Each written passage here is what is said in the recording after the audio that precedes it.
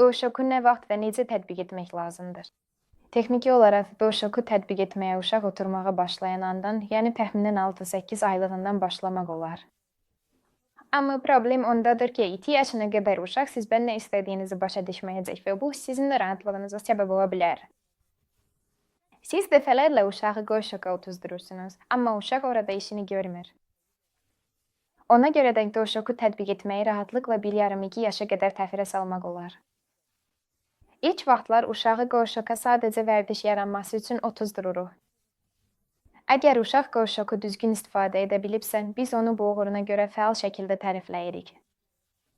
Beləliklə, təxminən 3 yaşına qədər uşaq potdan yalnız 2 səbəbə görə istifadə edəcək. Birincisi, uşağı tez çıxarıla bilən rahat geyimdə geyindirin.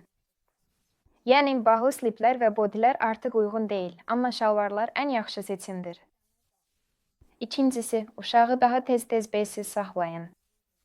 Bu, uşağın qoşoqdan istifadə etməyin daha rahat olduğunu tez başa düşməsinə stimul verəcək. Üçüncüsü, əgər sizə rahatdırsa, uşağı özünüzlə tualetə aparın ki, ona nümunə göstərə biləsiniz. Uşaq üçün vacibdir ki, ana və ata nə edirsə, o da eyni şey etsin. Əgər valideynlər tualetə gedirsən, deməli, mən də böyüklər kimi olmalıyam və qoşoqa getməliyəm.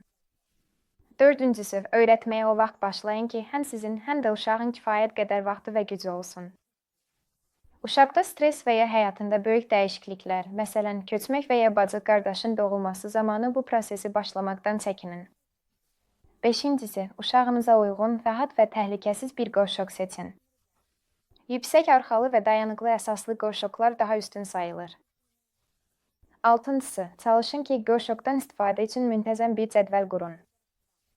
Məsələn, uşağınızı hər yeməkdən sonra və yatmazdan əvvəl qazanın üstünə qoyun.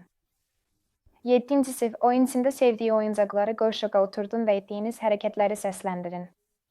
Oyuncağı tərifləyin, sonra uşağa da qoşoqa oturmağı təklif edin və onu da tərifləyin.